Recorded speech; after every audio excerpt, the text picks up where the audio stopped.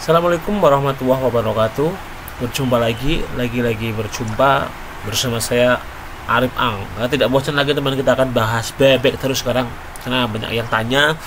eh, Tetap harus ada update bebeknya karena kan channelnya channel receh ya kan, banyak konten gitu.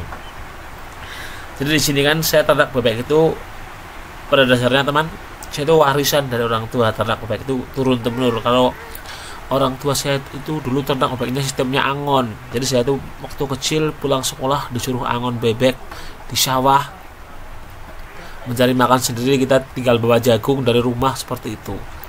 Terus setelah saya dewasa, saya kepingin ternak bebek model dikandangkan. Ternyata kalau ternak bebek diangon sama model dikandangkan itu ya plus minus masing-masing. Kalau diangan menekan biaya pakan, tapi kalau dikandangkan cukup menguras biaya pakan. Itu kalau menurut saya. Jadi teman-teman pasti yang sedang mau berternak, yang sedang merintis ternak, ya tetap sabar karena ternak itu memang butuh kesabaran seperti itu. Jadi kalau ternak itu ya memang gini teman, apalagi bebek ya susah-susah gampang gitu kan. Kalau kita sistem angon itu enak, tapi ya biarpun hujan itu kalau angon tetap harus berangkat, biarpun hujan itu tetap harus berangkat kalau di sistem angon. Kalau pada saat bebek sedang bertelur bagus nggak diangon, itu bertelurnya akan menurun. Itu menurut pengalaman saya pribadi seperti itu. Nah, sehingga saya setelah dewasa ya mencoba untuk dikandangkan, berbeda dengan warisan dari orang tua saya yang diangon, saya coba dikandangkan. Jadi ternak bebek petelur itu menjadi salah satu usaha yang saat ini banyak ditekuni lah teman, khususnya masyarakat ya Indonesia lah ya. Bebek memang merupakan unggas air yang ini teman, yang sebagian kehidupannya itu dilakukan di tempat yang ada airnya.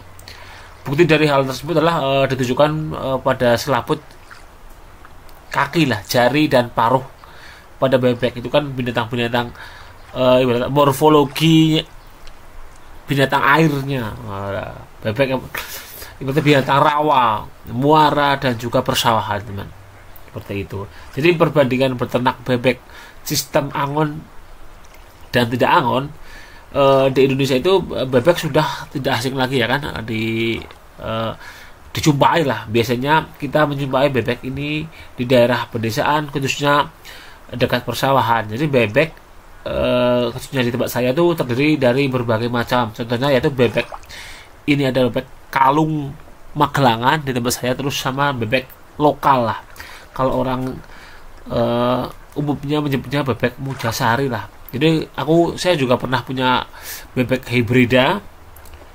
Saya juga punya packing pernah teman, 1 atau 2, cobalah seperti itu.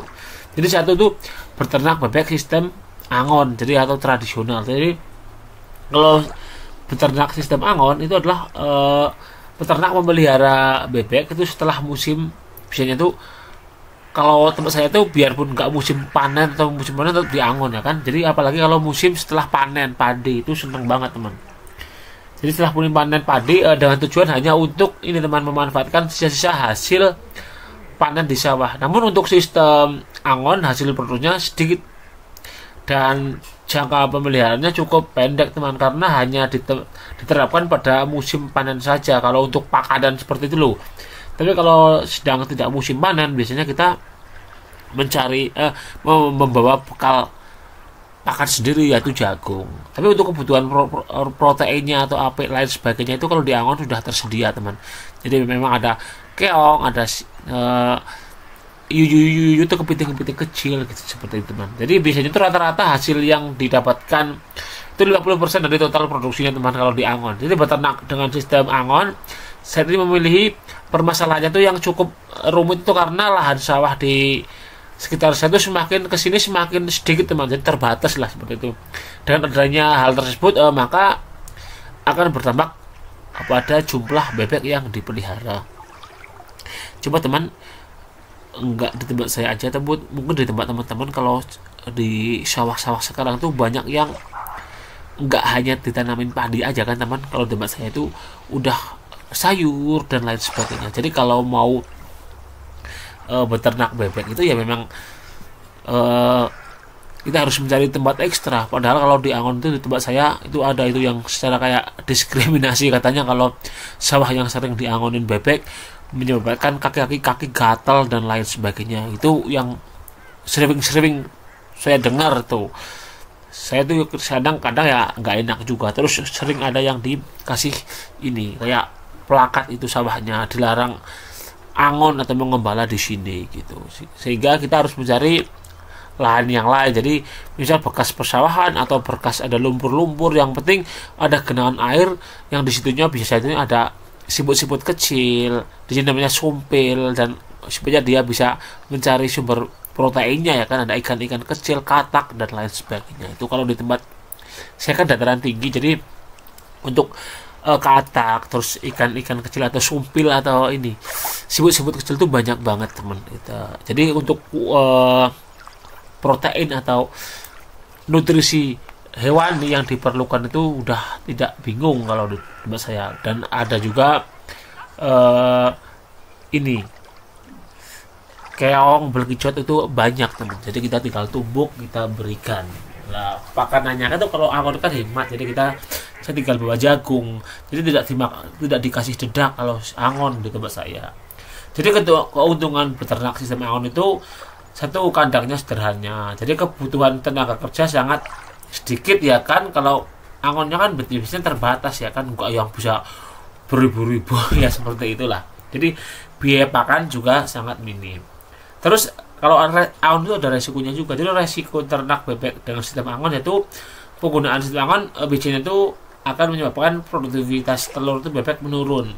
Hal ini dikarenakan peternak relatif menggantungkan teman pakan yang tersedia di sawah pada saat musim panen padi ya, yang seperti yang saya bilang tadi, kalau lagi nggak ada panen memang menurun ya kan teman, seperti itu yang saya alami loh. Entah kalau orang lain seperti itu juga.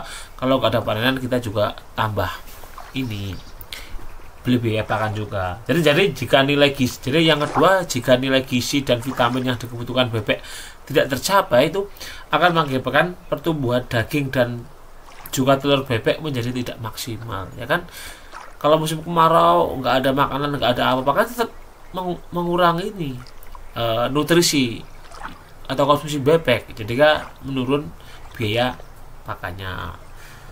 Terus di sawah itu kan banyak kayak menggunakan pestisida pada sawah ya kan, jadi sumber-sumber alami di sawah itu udah mulai punah. Selain itu peternak gembala itu harus memperhatikan ini teman, bebek yang digembalakan atau Angon setiap saat agar aman dan terjaga dari serangan predator. Itu kalau saya banyak dipakan ini garangan, tahu nggak teman? Garangan itu kalau bahasa Indonesia apa tuh? Musang lah kali ya, seperti itu.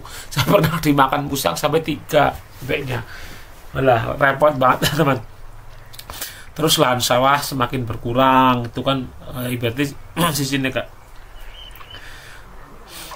jaga kebutuhan pakannya juga berkurang ya kan. Terus menggembala bebek jarak jauh mengakibatkan bebek kelelahan juga, dan ada yang ini tetangga saya itu jauh banget Angon, sering kejauhan teman. Ada Angon kan jalan tuh jauh, bebeknya pada ada yang lumpuh, kalau di sini namanya sentiken lah, sering dipopong, ada berapa, itu repotnya seperti itulah kalau di Angon. Jadi saat bebek yang selanjutnya, jadi saat bebek di Angon sering bertelur dan mengakibatkan telur bebek Angon tercecer. Jadi kalau saya namanya ngentit. Jadi saat dia nggak bertelur di rumah, kita kan Angon kan pagi kan, nanti kan dia tuh biasanya bertelur di sawah teman. Jadi kita tidak bisa ini selalu tahu telur di mana. Kadang telurnya hilang atau gimana ya kan, menemui orang lain ya, itu udah rezeki orang ya kan. Ya memang ada plus minusnya kalau sistem Angon. Terus penjualan bebek saat musim kemarau akan turun karena sawah dalam keadaan kering. Jadi kalau kita mau jual bebek pada saat musim kemarau itu, kadang bebek Angon itu ya namanya pedagang, ada yang licik, ada yang curang. Ini katanya lagi murah lah, lagi gimana lah, tuh malas seperti itu. Nah, terus setelah itu kan saya kan udah berdasarkan pengalaman pribadi saya dulu seperti itu.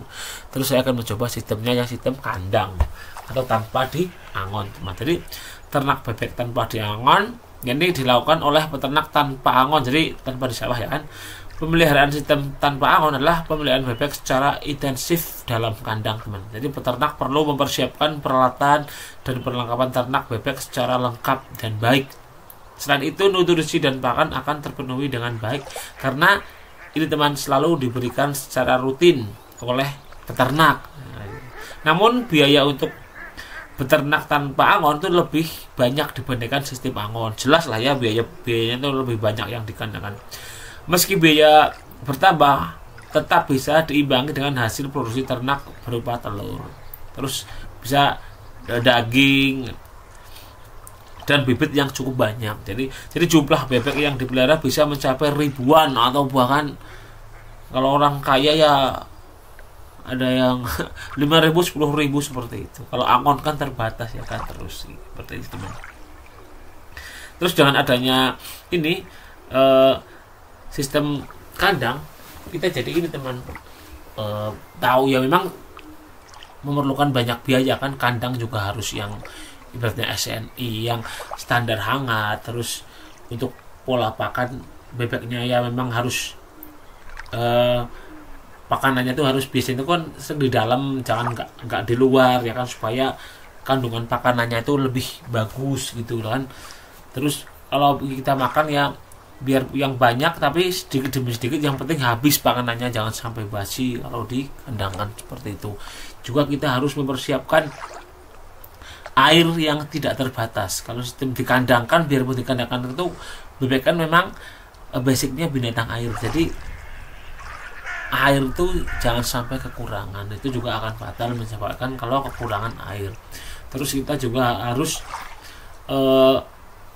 memberi biaya bahkan setiap hari ya kan, ada konsentrat telur, jagung giling, ada dedak, terus juga ada ini. Kalau orang-orang lain tuh yang pernah saya sharing itu di Rahman itu sukanya ada kasih bungkil kedelai, kelapa dan lain sebagainya, makan alternatif itu yang kaya protein itu juga boleh banget, teman, seperti itu.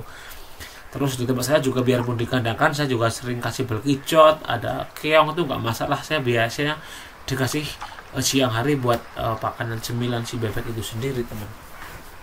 Jadi kalau di sistem kandangan seperti itu, kita harus mempersiapkan pakan yang sesuai standar untuk memenuhi kebutuhan bebek supaya dia bisa bertelur. Untuk sistem kandang sih kalau menurut saya, entah mau musim hujan mau musim panas, tetap bertelur juga ya kan. Ibaratnya pakannya atau rangsumnya kita udah dipersiapkan ya kan, beda yang seperti angon yang tadi seperti itu. Juga kalau dikandangkan itu efisien waktu, ibaratnya kita mau pergi itu bebas. Kalau diangonkan kita bingung, lah udah jam ya, seperti saya dulu udah jam 2:30 ini udah waktunya pulang angon, aduh, terus sampai sore ntar kita pulang lagi. Kalau dikandangkan nanti kan kita tinggal kasih pakan, udah tinggal cepet kan, seperti itu. Jadi ya setiap orang punya selera masing-masing. Tapi kalau angon itu harusnya enak sambil main di sawah ya kan. Tapi sambil jangan sering ngelamun, teman, kalau angon terus pantau bebeknya bisa hilang dimakan garangan tuh atau dimakan musang itu, seperti itu. Aduh, dulu pernah pengalaman waktu saya kecil itu ya menyenangkan yang tidak akan pernah terlupakan. Sehingga pada saat dewasa pun namanya orang tadi ingin sekali beternak dengan metode yang baru, dan juga berternak dengan metode kandang itu tidak harus sembarangan kita langsung ini, teman, langsung ternak itu aja. Lebih baik teman-teman bisa tanya-tanya dulu kepada orang-orang yang pernah kompeten di bidangnya beternak bebek sistem kandang. Jangan malu tanya sana tanya sini, ataupun sekarang kan udah YouTube udah memawarkan banyak sekali konten-konten tentang bebek para peternak sistem kandang ya kan. Jadi kita tinggal tanya-tanya atau kita tinggal melihat caranya gitu kan. Jadi kalau teman-teman mau mencoba ya coba bebek beberapa aja dulu, 10 atau 15 atau 20 ya kan, untuk kita mengetahui tingkah lakunya bebek, pola pembelian pakannya dan hasilnya. Terus beternak segitu itu dapat untung berapa, maksudnya dihitung-hitung rugi atau tidak, bebeknya, cara merawat bebeknya supaya sehat gimana dan lain sebagainya. Kan kita kalau dari sedikit kita jadi tahu, jadi step by step. Nanti pada saat kita mau beternak lagi yang banyak kita udah tahu. Jadi kalau saya dulu pengalamannya ternak langsung 75 atau 100 itu belum tahu ya, jeglek teman seperti itu, karena kan jauh dari, karena dulu banget ya kan, jauh dari trainer atau orang-orang yang peternak sistem kandangan. Kalau di suatu daerah banyak yang beternak bebek kandangan itu enak banget, kita bisa tanya-tanya seperti itu. Kadang ada yang pelit, ada yang enggak, ada yang welcome, ada yang ikhlas ngasihnya. Kalau saya sih, kalau orang di kampung sini ya jarang yang pelit yang ngasih informasi seperti itu, karena kan udah rezekinya masing-masing seperti itu. Jadi ini aja teman, sering-sering dari saya, ibaratnya perbandingan atau keuntungan plus minus ternak bebek, sistem kandang dan sistem angon. Ya ini sebagai pengalaman pribadi, sharing-sharing saya buat teman-teman semuanya. Semoga bermanfaat ya teman ya. Saya Rio, wassalamualaikum warahmatullahi wabarakatuh. Salam sukses para peternak Indonesia.